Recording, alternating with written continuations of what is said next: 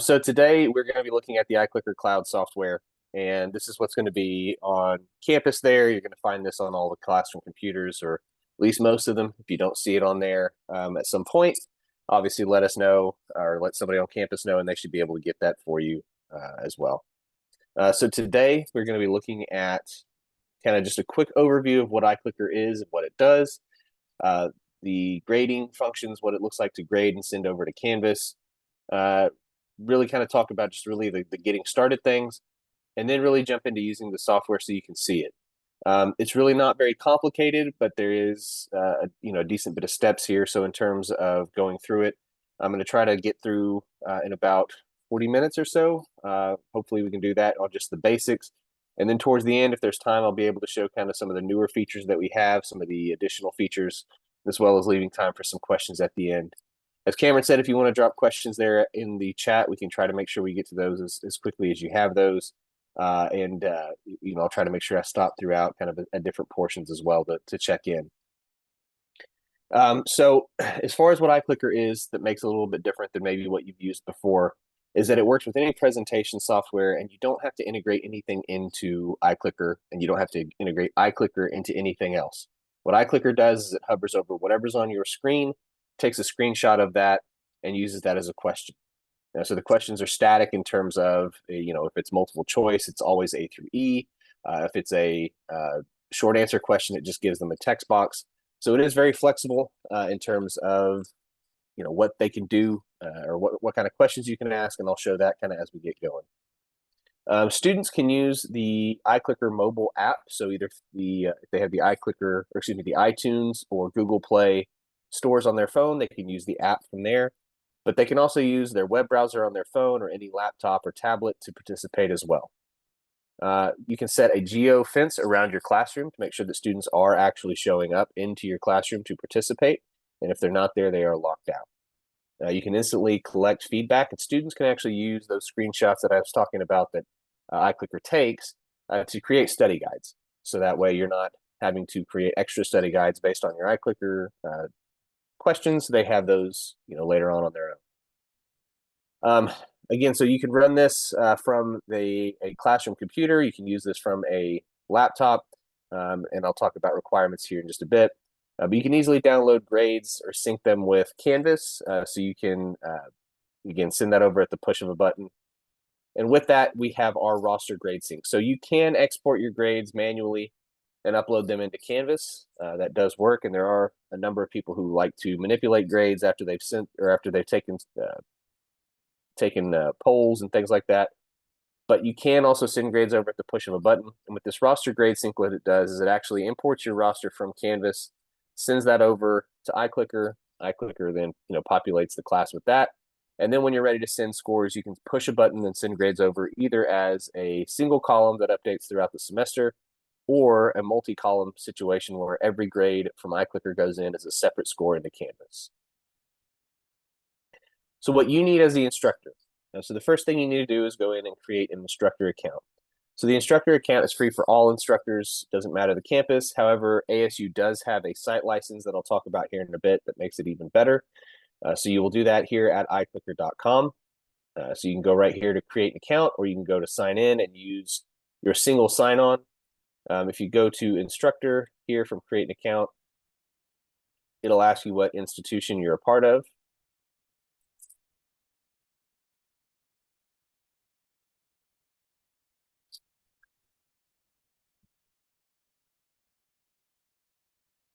And it's going to tell you that you have to sign in through your campus portal. So for that reason, again, you can just go straight to the sign-in page that looks like this. And here's the sign-in through your campus portal down here. Choose Arizona State. When you click Let's Go, it's going to take you over to your sign-in page that you would use for any other tool that uses the single sign-on feature. So that's the first thing you'll need to do. The next thing you'll need to do is to decide how you're going to use your what software or what computer you're going to use in class. So iClicker does need to be downloaded onto a full desktop or laptop computer. It does not run directly off of an iPad or a tablet, something like that. It does need to be a full computer. So you want to make sure you have that available to you. Again, the classroom computers, for the most part, as far as I understand, do have this on all of them. So you should be able to walk in and use it directly. But if you are going to use your laptop, or you do want to have this on your office computer, or if you want to have this at home in case you run classes remotely someday, you can come right here where it says getting started with iClicker, download iClicker software. And you see you have a couple of different options here. If it's a Mac, easy enough, there's one option. If it's Windows, you're going to choose this standalone option that you see right here. This MSI version is what schools use to place this on all of their computers kind of at once. So the standalone version is what you're going to want to use. Outside of that, you want to make sure that you have a stable internet connection. So if you're using your laptop, Wi-Fi will work just fine. But if possible, we always suggest using a hardwired connection. And the main reason for that is it is just a little bit more stable.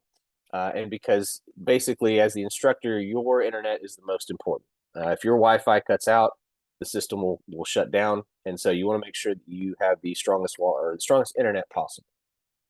And then, as it says there, include polling questions in your lecture slides. So again, that's just to make life a bit easier on you, that you have it there ready to go. But iClicker is flexible to the point where you can write questions on the fly. You can ask questions verbally. And so you can make things work like that. As far as student requirements, so again, they need to go to iClicker.com or go to the app, just the iClicker student app, and they need to create an account there. And again, they're going to be signing in with that single sign-on. Outside of that, it's important to let students know that they do not need to pay for a subscription. So if they're coming from another school where they don't have a site license, they might be used to having to pay for a subscription. So you want to let them know that they don't need to do that. And if they're going to school at a different campus, or by campus, I don't mean another ASU campus, but if they're enrolled in a couple of different universities for whatever reason, you just want to let them know that, again, they don't need to pay for a subscription for your course. Again, they can participate from any kind of smart device that has a web browser. So again, it does give them that flexibility. And again, they want to make sure that they're on the strongest Wi-Fi possible, just like you. It will work off of data, their cell phone data, if they absolutely have to. But using that Wi-Fi data not only helps with making sure that they have the most stable connection possible, but it also helps with, if you are using location services for their phone, to make sure that they are detecting that they are in the right place. Okay, so when you're ready to go ahead and get your classes started, so you have your account, you're ready to go, you'll sign in again here.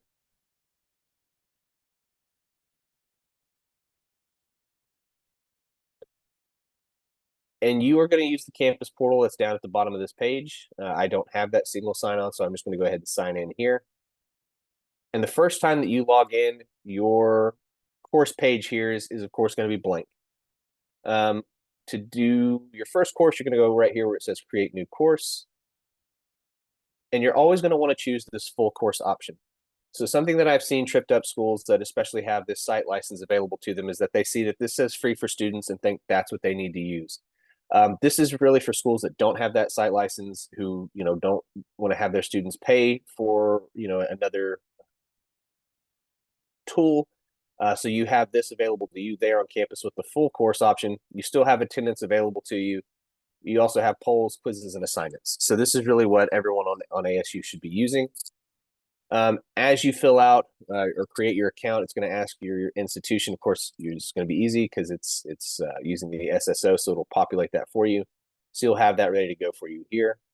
Course discipline, again, you'll set this up as you're creating your account. But if you ever need to adjust this, you'll see that there is a pretty long list that you can choose from. And if none of these make sense for you, you can choose other down here at the bottom. Course name is pretty wide open as far as what you want to name this. We would obviously suggest whatever's inside of Canvas or on your syllabus, but you can make it as specific or as generic as you want it to be. This is really just to make sure that your students know that they're in the right place when they're showing up to your course. Start date and end date. So start date is typically going to be the day that you create the course. So there's really no harm in making it today. Basically, until that start date rolls around, students won't be able to see your course or find your course or join your course, anything like that. Having them join early shouldn't really affect anything. Just know that that's what that holds off on. until that start date rolls around. The end date's a little bit more important because when that end date hits, the system's automatically going to archive your course. And what that means is that you can still go back and view your information. Students can go still view their information from that semester, but you won't have new students next semester accidentally joining an old course, and you won't find yourself accidentally starting a session next semester in a course that belongs to this semester. So it kind of keeps everything separated out for that. So using roster and grade sync, as I mentioned earlier, because you have it available to you, especially using single sign-on, is typically the best way to make sure that you get students into your course. And I'll talk a bit about that here in just a bit on how that works. But the roster grade sync does bring your students into your course automatically without them having to go and join at all on their own. However, by default, the system will also let students who are a part of ASU go and search for your course and add it manually. So they can search for you by course name, they can search by your name, and they can manually add themselves to your course. Some instructors don't care about that. They're fine with it. And some want to make sure that students who don't belong in their course don't wind up in their course. Or if you have multiple sections, that students only end up in the ones that they belong in. So this option here does lock down your course to where you can either bring the students in with roster grade sync, or students must be invited using a join code. That join code is it's just a URL that you can send out to students either via email, via Canvas, or you can send it out to them, or excuse me, put it on the board the first day of class to have them join your course. But basically, if they're not brought in by the roster grade sync or they don't have that join code, no extra students can show up. Course ID and term are both optional. Those are really more for your record, so you can kind of keep track of everything from semester to semester. Meeting times are optional as well. However, if you choose to turn on meeting times, you can also use our auto run attendance. So if you know that you're going to be, not necessarily using iClicker every day for polling, but you always want iClicker to keep attendance, you can turn on the meeting times here, and then the settings here in a bit I'll show you. You can turn on auto run attendance and the system will run in the background. You won't even have to, as the instructor, go to iClicker that day. Students will still get the join button in their app that they can join for attendance. They still have to be in class to be able to do that if you turn on the geolocation feature. And that way it'll take attendance every day, even if you're not going to want to open up the iClicker software. So typically you go ahead and click create. I'm going to go into a course that I already have here. So the first time that you get into your course, you're going to have this all be blank. As you get into it and you've started running some sessions, you're going to see all of this information start popping up here. So it'll show you everything you've done on a specific day. But if I come right over here to where it says settings, here's all that information I just filled out earlier. This is what it would do for me here. Here's that join code. So if you want to send that out to students, you just click that and you can copy this join code and send that out to your students. If I look here on devices, for the most part, you can ignore this section. This really pertains to universities that still allow students to use physical remotes.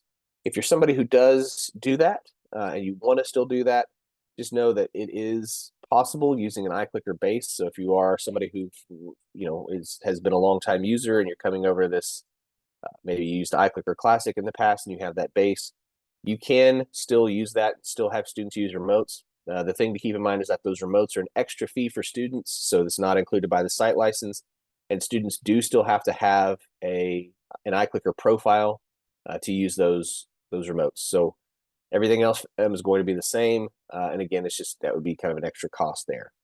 But the main reason why I point out this section is because we do have a focus mode that you can turn on. And with this mode, basically, it tells students as you start using this that, hey, your instructor is tracking your focus. And what that means is that if they leave the software, if they leave either the browser, if that's what they're using, or if they leave the app on their phone, it's going to give you a report at the end of class that says, student A was in focus for 48 minutes, out of focus for 2 minutes, and left the app 3 times. It's not going to tell you what they were looking at. It's not going to tell you kind of any specific information. It's just going to be that kind of general information there. One thing to keep in mind in using that is that it is, if a student is using their laptop to participate and they're also using it to keep notes, every time they leave iClicker to go take notes, it's going to show them as out of focus. So you just kind of want to be aware of that. And if you have a student that's in that situation, maybe work with them on how to participate.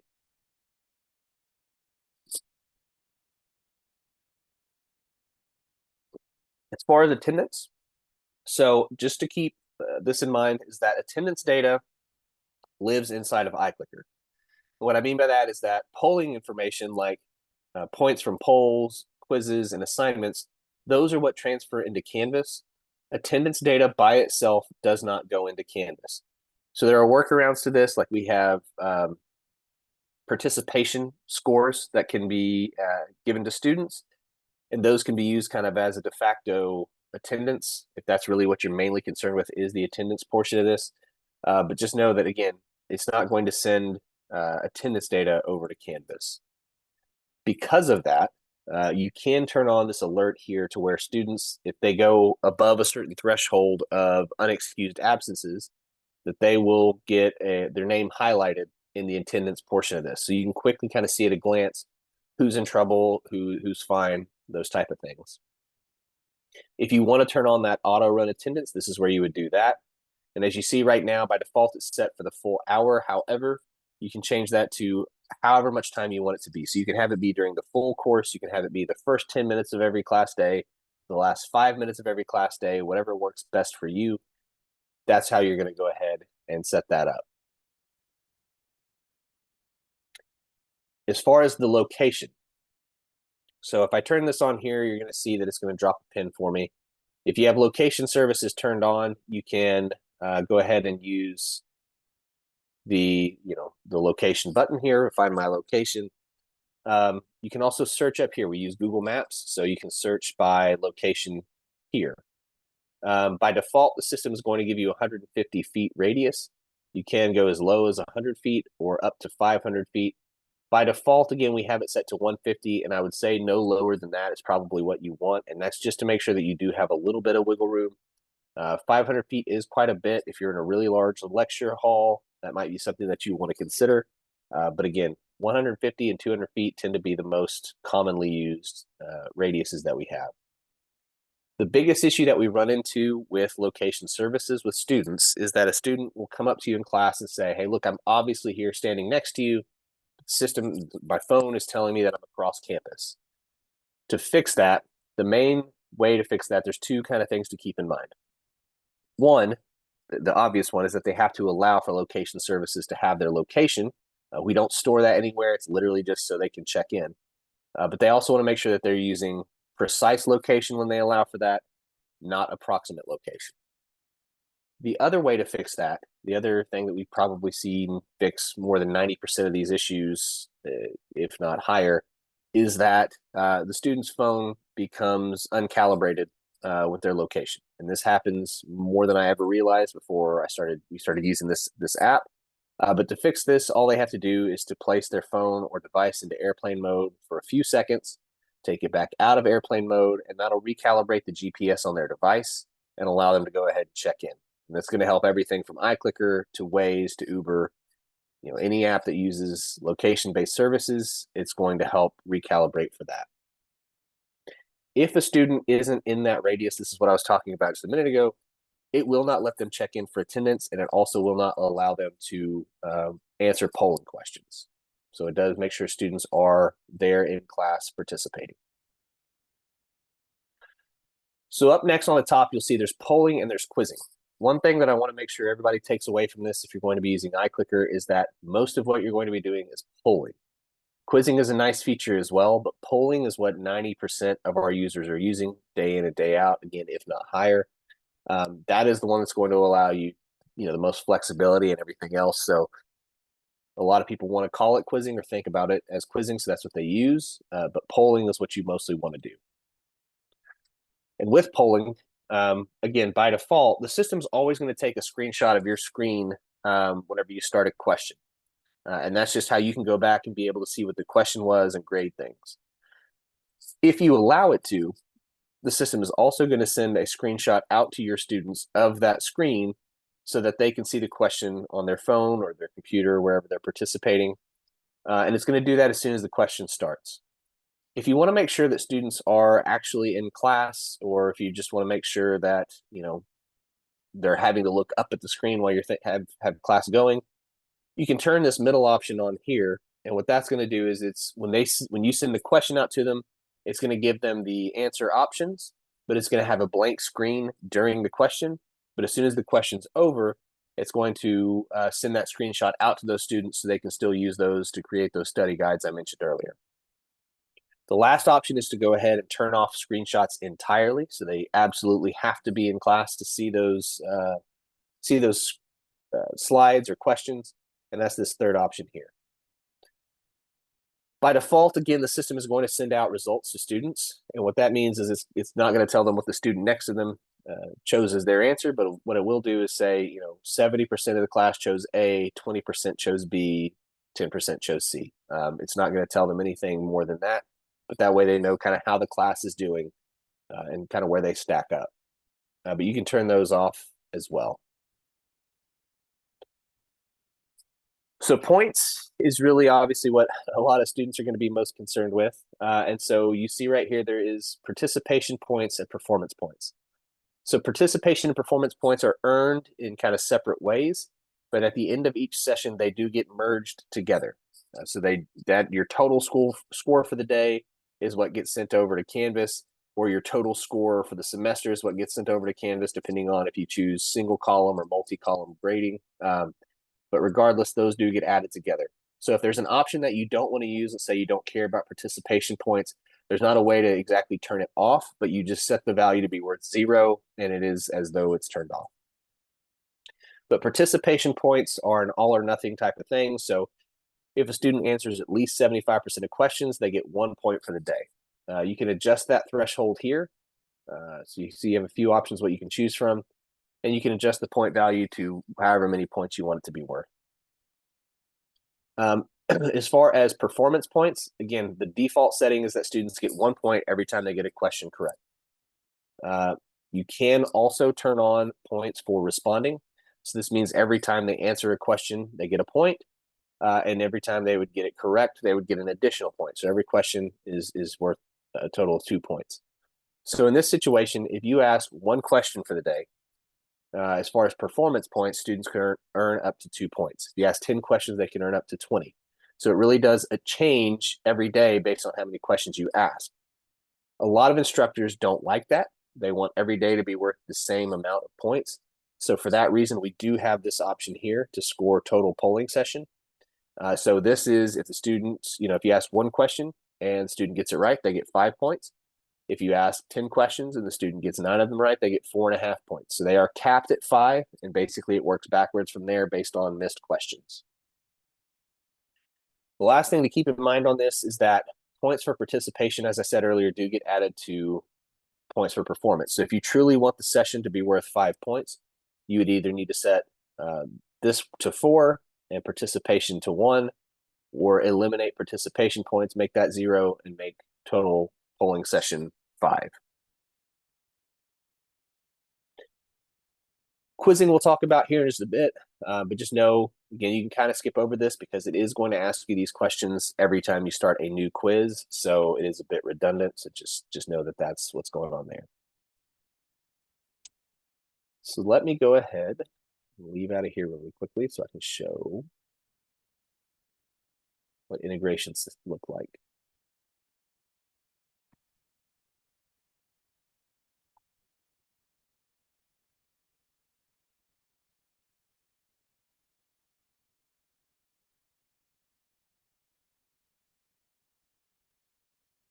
Okay, so in integrations, when you want to go set this up, again, it's going to be here in settings, and you're going to go over to where it says integrations.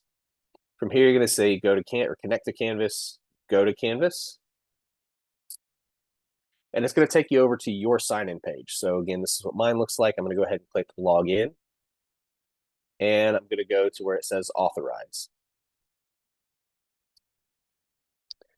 Here, just a second. Once you get to this portion, and it will give you a list of all of your courses. So if you've been in iClicker for a while, or excuse me, if you've been in Canvas for quite a while, you might have a relatively long list here. For that reason, you can go and search by course code or course name. If you haven't published your course yet, as you're getting ready for this semester, you can look for your unpublished courses here as well. If you have a multiple section course, so if you have it where you have one large course and then multiple sections under that, if they meet at the same time, you can just click right here and go ahead and click next and just select all of those sections here.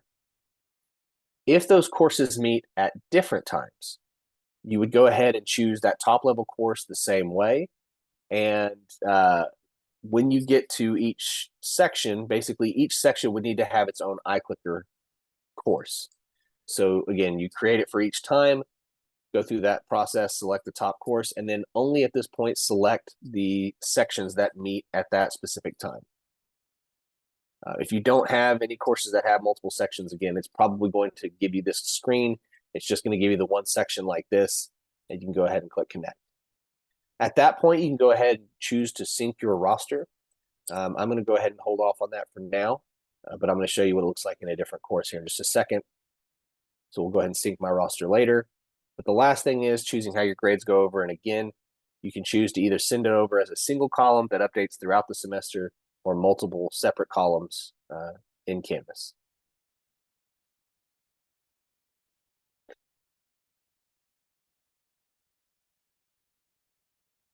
So what it typically looks like when you sync your roster, if I come right here to where it says people, I can also sync my roster from here. So as the semester goes on, the next time you want to sync your roster, this is one place you can do that. Excuse me. And you go right here to where it says sync roster.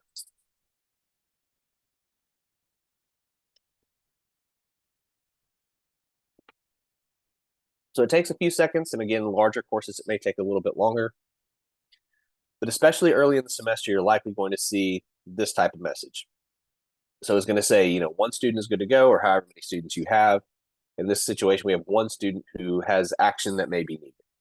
So if I go right here to where it says view details, I can see which students are having the problems. And I can actually use this right here to send them an email from iClicker that tells them what they need to do to fix their account. It could be that they just haven't created an iClicker account yet.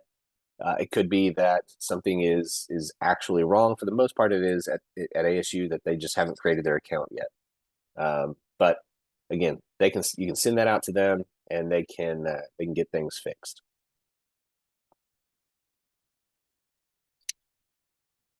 So the last thing I'll say before I stop for questions really quickly is that anything you do before and after class is that you want to do it from the website. So by going to iClicker.com, anything you do during class, you want to go ahead and do from the iClicker software that should be on the classroom computer.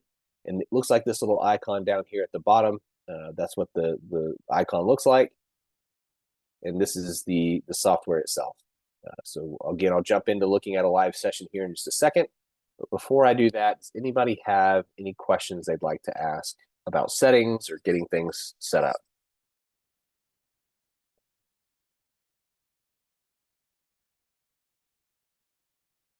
Hi, sorry, just a quick question, because I know students, pop in and out oftentimes that first week or two. Is this something where we should sort of resync the roster? Maybe the first week or two each time we meet, just to make sure that any students who have dropped or added are included, or is that auto done? Yeah, good question. So that is something where you'd want to sync your roster, especially early in the semester, probably after each session or before each new session. So that would be, before you walk into class, it'd be a good thing to do. Another thing to keep in mind is that if I look here under gradebook really quickly, when you go to sync your grades, so, depending on when you want to start sending grades over to Canvas, every time you sync your grades, it does also sync your roster for you. So it's a new sync of your roster every time you sync your grades. So if you're going to be doing that even after the first class, that should keep things pretty well up to date. But yeah, I would say, especially early on, once or twice a week at least, syncing that roster is probably a good idea. And to that point, as far as getting into your iClicker software to be able to go ahead and use this in class. So as you walk into class, as you're setting things up, again, you want to look for this little or this little icon down here at the bottom, the cloud inside of it. I'll go ahead and sign out just so you can kind of see what the screen looks like for you as you walk in. So there we go. So eventually, again, it's going to load up for you. It's going to look like this. This is what you're going to run everything from. So you can ignore the browser during class. You don't need to have the browser open for iClicker. You'll do that after class from your office or home, wherever you want to do your grading from, or your grades from, I should say. But this is what it looks like. For you guys, it's going to be right here where it says sign in through your campus portal, just like it is when you go to the website and sign in that way. And it's going to sign you in, again, in the same way. So I'm going to go ahead and sign in here.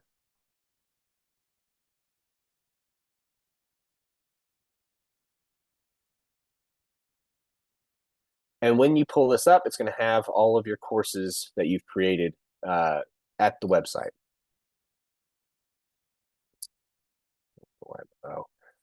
So one thing to keep in mind, just so you can see this, is that if you have an older version and you see this pop up, if this is on a classroom computer, you can just go ahead and hit remind me later. I don't know that it's going to keep popping up on classroom computers, but just know that you can go ahead and say remind me later, because it is likely you're not going to be able to install and restart on a classroom computer without the admin privileges. So just know that you can go ahead and move that out of your way. And just as an FYI, since we are kind of looking at that really quickly on the call, what's probably on the classroom computers is 5.5.1. iClicker 6.0 is available now. It is not a mandated update. However, starting in July, it will become mandatory. So just know that if you are using your own personal laptop, that's what's available right now on the website, and that would be what you'd want to have after this semester. Okay, so again, we have all of our courses here. I'm going to go to the class that I want to start for the day. And what I suggest is that instructors, as you're walking in, you go ahead and find where it says, you open the software and go ahead and start class. And the reason why is as soon as this little toolbar that's about to pop up shows up, students can actually go in and start checking into your class. So I'm going to go ahead and sign in as a student. And also, just as an FYI, as an instructor, you can use your same credentials that you have as an instructor to sign in as a student, so you can go in and test things out.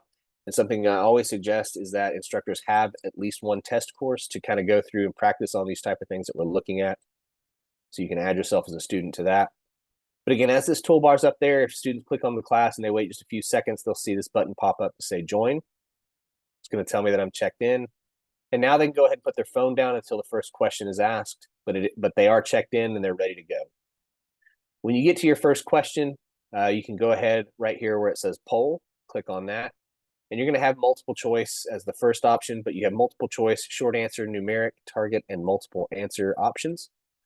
The first question that you open for the day, it's going to ask you which screen you want to share with your students, or which screen you want it to screenshot, I guess I should say.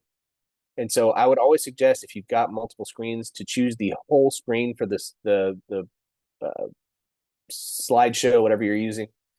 Use the whole screen and not just a specific window, because that does just give you a little bit more flexibility. Nothing gets kind of hidden behind one another. So you have that there. We'll go ahead and click select. And now once that timer is running, as a student, they can see that screenshot if you allow it. So again, you'll see A through E as the answer options here. Even if you only are asking for A, B, C, it is still going to give D and E as answer options. So again, that is static. But again, students can just kind of ignore those if that's not what they're looking for. We'll go ahead and click the answer. They want to make sure they see this answer received indicator. As the instructor, you can see how many people have responded, and I can go ahead and stop the question if I'm ready. So students can change their answers as much as they want, as long as that timer is running. But as soon as you stop the question, they are locked in. If I look right here where it says results, I can actually see this in real time. I can share this on my screen to the students if I want them to see it. And if I want to, I can go ahead and grade on the fly. I don't have to grade during class. I can do this afterwards, but you can do this during class, and you can go ahead and have this graded when you walk out the door.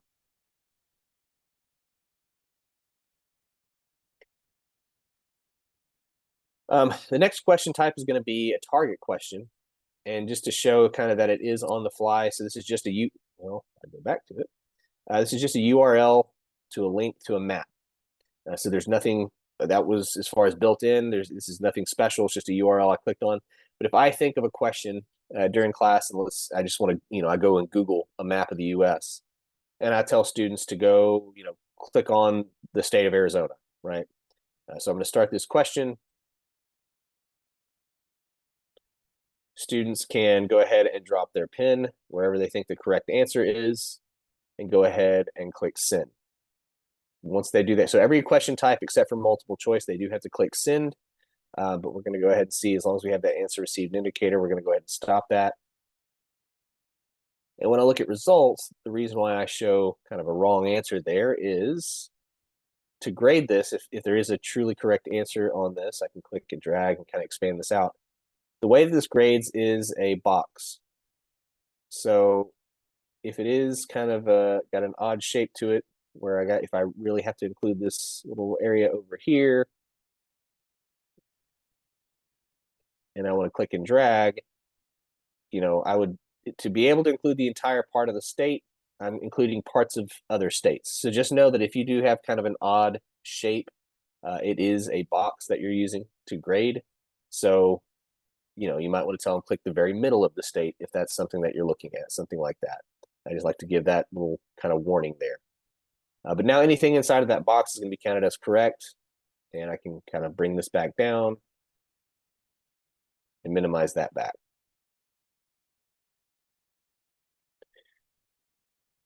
So fill in the blank and short answer questions are probably number 2 question behind multiple choice as far as how often it's used.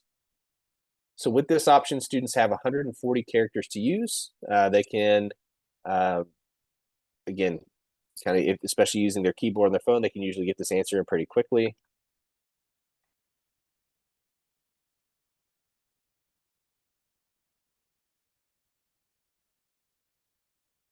So again, we'll go ahead and send that answer in.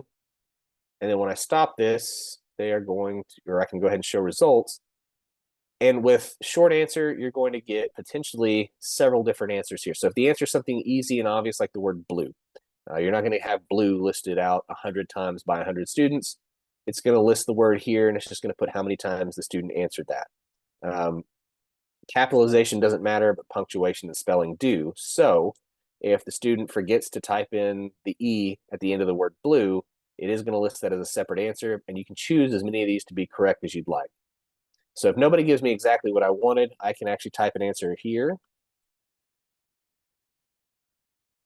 And then I can go ahead and say, okay, I'm going to give you credit, but see, if you see the star next to it, wherever I put that star, it's basically saying, this is the answer I was looking for. You might have gotten points, but this is the best answer. The other thing that we have with short answer that is very popular is our word cloud. So as my answer would indicate, one word would be real exciting. But with this, I can share this out with the class during class, and they can see kind of these live word clouds. It does filter out inappropriate language and things like that. But this is kind of a nice thing that students and instructors have seemed to enjoy quite a bit.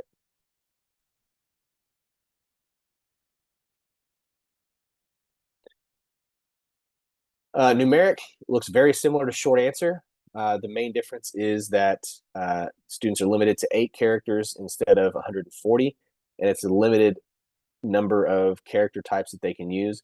But I'm also going to use this to show, if I look over here where it says more, I can turn on confidence. You can do this with any question type. It's not just to numeric, it's just when I'm using it. But I can go ahead and ask my question. So here again, you see here's the characters that students can use. So it is more limited than short answer. But I'm going to go ahead and click send answer. And when I do, it's then also going to ask me how confident are you in your answer. So I can go ahead and do that. And I can stop the question. As you can see, it takes a few extra seconds to collect this data. So just kind of keep in mind, there's nothing wrong. It's just taking a little bit of extra time there. But when I look at results, I can see how the students responded. Again, very similar to short answer and how that looks. And if I look here under details, I can actually see how the students responded as far as how confident they were.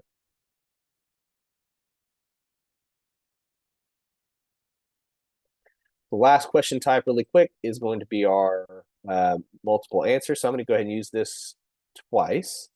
So multiple answer, I'm going to go ahead and turn confidence back off. Just know that does not turn off automatically. So I'm going to turn that off there under more. So with multiple answer, the students just choose more than one answer to be correct. So it has to be 100% right. And by that, I mean, when I look at results here, to get it correct, the student has to get it exactly as I graded. So if they get A, B, and not A, B, C, they don't get any partial credit. It does have to be exact.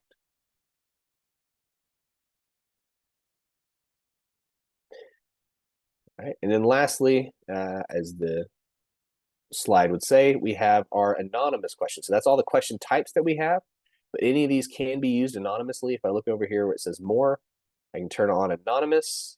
I can go ahead and start that. And now students get the answer choices down at the bottom, but instead of staying highlighted like it normally does when I click on it, they do get the answer received indicator, but it does not stay highlighted to where the student next to me can look over my shoulder and see what I chose. And when I stop this question, you'll see that when I look at results, I cannot grade this to have any correct answer. So I'll never know how a student responded. I can go and see if a student chose just not to respond, but I'll never know how they responded. That is the kind of basics of polling. Just so you know, really quickly, I'm going to turn this off with the more button here, turn anonymous back off. That's not automatic as well. This little back arrow does seem to hide from some people. So just know that this is how you get back to this main screen here. Really quickly, I'll show you what quizzing looks like, and then we'll just kind of end with the basics of kind of getting grades over to Canvas. So really quickly, quizzes, the way that quizzes has worked historically is that you would hand students a packet or a sheet of paper, whatever it is, that has all of your questions on it all at once. You could have 3 questions up on your board, whatever you can fit where students can see it. But basically, this is kind of the replacement of a Scantron. And so, like in this case, we're going to ask 3 questions. The scoring is going to be 1 point for correct response, no points for responding. And then we would choose not to share our results with students. We can do this later and share it with them. But this way, students can't pass answers between sessions. And then you'll see the timer is going. So what I would have to do as the instructor is, there's my 3 questions. With quizzing, excuse me, with on-the-fly quizzing, students don't get any screenshots. So they just come through and they answer at their own pace. They can click review and submit. If they forget to answer one, they can jump back to it. And then the last thing is they have to agree that they are not cheating or plagiarizing in any way, and they click submit. So it's nice and easy. Again, you have the questions up there where they can see it. They're not waiting on you to start and stop every question, but it is a bit limited because it is multiple choice only, and it is, again, no screenshots. So I'm going to go ahead and stop this quiz. Once I end it, there's not a way to reopen it, so you do want to make sure that you're ready to go. The new feature that we have to this, though, is that you can pre-author quizzes if you'd like. And pre-authoring quizzes looks the same as assignments, so we're kind of doing 2 at once here, but I'm going to go ahead and do quizzes. And we'll go ahead and click create.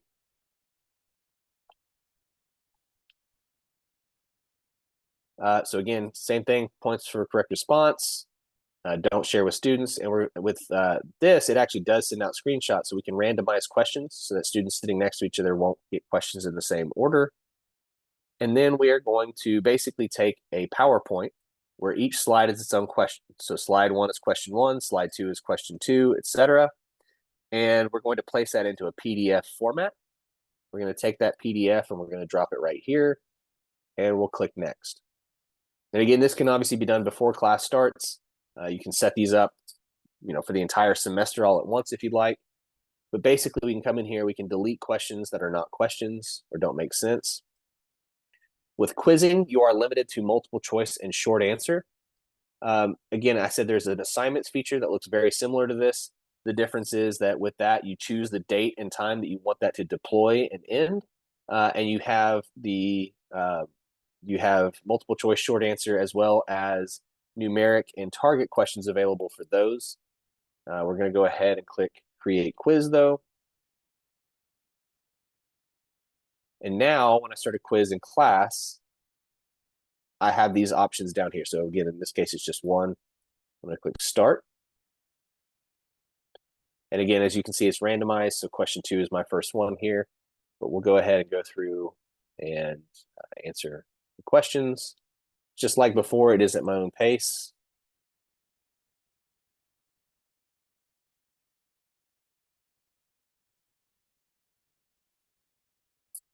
And just like before, I have to agree that I'm not cheating. And once I submit my quiz, it is locked in. So again, I'm going to go ahead and stop this. And just like before, when it's over, it is done. So I'm going to go ahead and end this quiz. And then when I'm ready to go ahead and stop the class for the day, again, this back arrow, I'll click end. You do want to make sure that you end your course before you walk out. If you leave your course open, it's not going to deliver your scores to you until the next day. So you want to make sure that you are ending your class before you walk out of the classroom.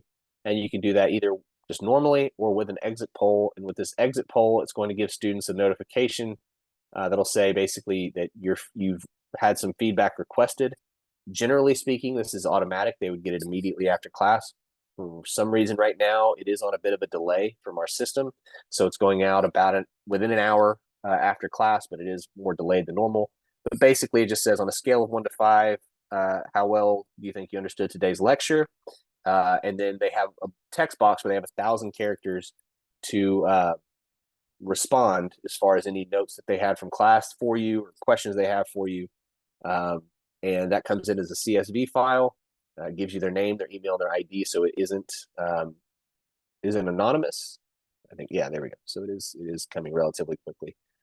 So here's what this looks like.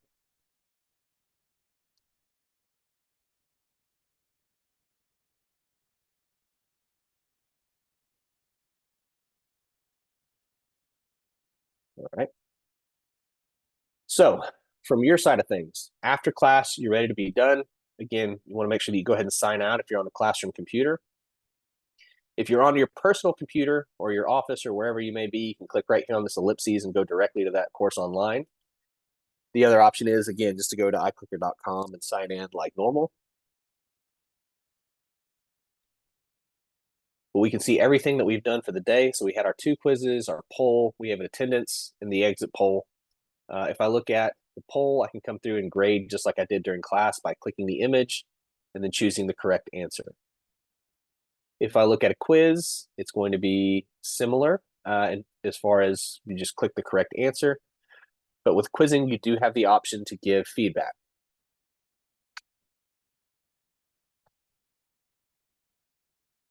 So that's different than polling.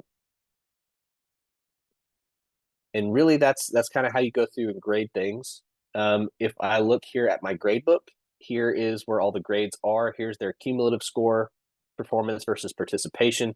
Just know there's not a way to separate these out in the way that you send these over to Canvas. It is just going to be this total score, or if you do individual columns, it's going to be these scores here. If you need to adjust a score for a student, we don't have a way to drop, or excuse scores, so they do have to do some kind of makeup assignment. However you want to award points for that. But if you do need to adjust a student score, this is where you would do that under this details option. Choose the student's grade that you want to change. You can change that here. It's going to tell you that you adjusted it and by how much. And when I click save, it's going to put this little gray triangle to let me know that I did change something for them. Again, when I go to sync grades, this is where I'm going to do that. If you're doing single column, you want to go ahead and just choose every session every time. If you are doing individual column, you only need to do the new sessions. And lastly, if I look here under attendance, this is where I would go in and kind of see how students are doing. And I can change their attendance for them just like before. I should say with gradebook. And I can leave a note for why I changed it for them. And so I can make them excused or present. So then lastly, really quickly, one quick thing that I'll show. If I look here under people, if a student is in your class that doesn't belong anymore for whatever reason, let's say they dropped or whatever the case may be, iClicker doesn't drop students automatically for you, but it will put a note next to their name that says they've dropped the course. So you can come through and you can remove them here. This is where you would do anything like that. If you do remove them and for whatever reason you realize you made a mistake, you can bring them back. They'll just be in this little tab down here, so you can add them back. This is really no problem. Removing them just makes it to where they're locked out of the course from participating. Doesn't delete their account or anything like that. But if you look right here where it says instructors, if you have a co-instructor or a TA, this is where you would want to add them. You want to make sure that they've gone in and created their iClicker profile before you add them. But right here where it says add instructor, this is where you can add them as an instructor or a TA. Really, there's not a whole lot of difference. They have the same permissions as you do. It's just that you don't then have to share your credentials with them. But as far as students, if students are having any issues, if they come right here to iClicker.com and go to support, because we don't want you to have to be support for your students. So if you want to send them just to iClicker.com/support, or again, Cameron's team can help as well. But they can come here, click contact support. It asks how they want to be contacted, phone, chat, or email. And that group is open with more extended hours. They're 9 a.m. to 11 p.m. Monday through Thursday, 9 a.m. to 9 p.m. on Friday. Those are Eastern times, but they are more extended than my team would be necessarily. You can go to them as well, but again, you have me and Cameron as more direct support to you as instructors. So, but that's a second option there. So that's where you can send your students as well. And then we also have our knowledge base that you can search by keyword or key term. Again, most of these articles are going to be on the website for ASU and specific to ASU. But that's a nice way to be able to go search for a keyword if you're trying to find something pretty quickly.